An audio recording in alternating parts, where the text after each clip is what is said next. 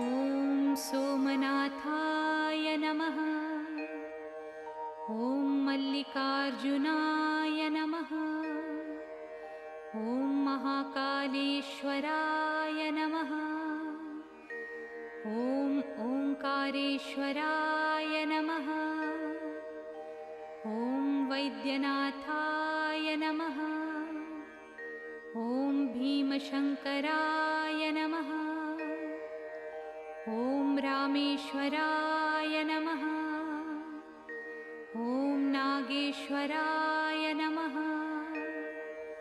ॐ विश्वेश्वराय नमः। ॐ त्र्यम्बकेश्वराय नमः। ॐ केदारेश्वराय नमः। ॐ भुस्मेश्वराय नमः।